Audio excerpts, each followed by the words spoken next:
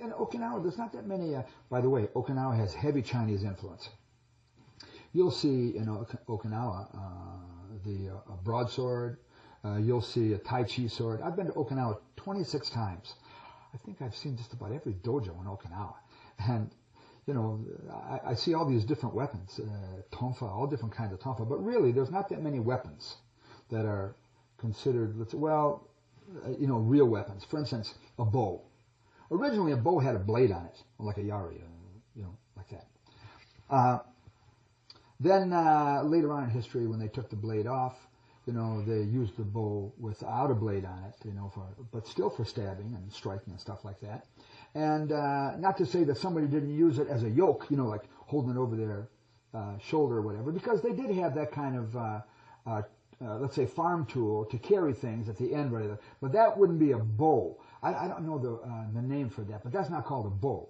It would be like, in English, it would be a yoke, like you see on a farm animal that's pulling a cart or something like that. And not to say that they couldn't take that yoke off and fight with it.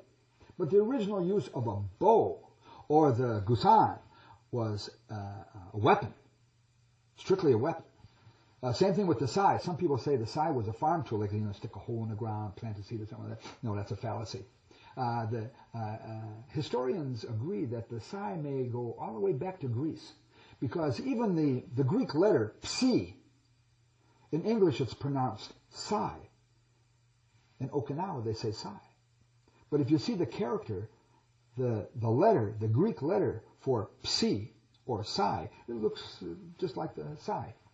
And it's even in the Okinawan government seal, that same shape. So it may go all the way back to ancient Greece. The nunti bow, or the manjinuti, this originally came from India.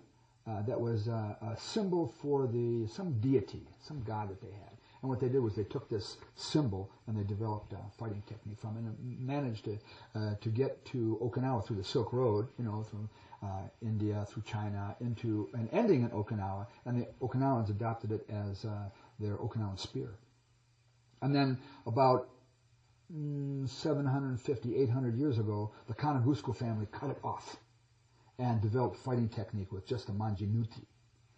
If it's on a bow, you say nunti bow. But if you cut it off and use it, the weapon like that, you say nuti, like N-U-T-I, nuti, like that. Nunchaku was on a horse. When it's on the horse and used that way, it's called muge, M-U-G-E.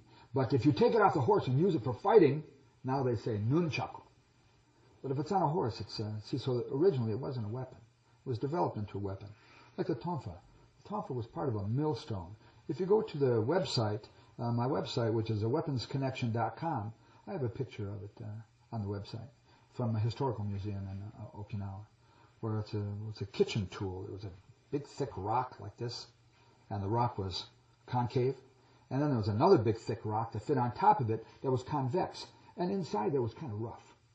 And then on top of this stone, there was a hole. And this is where you would put your grain, your rice or your beans, whatever. And then on the side of it, and sometimes on the top, there would be another hole where you would put the tonfa. And then you would just move it like this, and it would grind it into flour, and it would roll out to the sides and fall into a container, and then you'd put more rice or beans in the top in the hole, and it would feed its way through the stone, like that.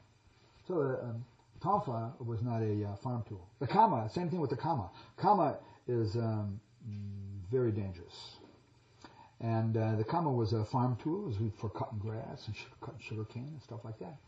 But it was developed into a weapon.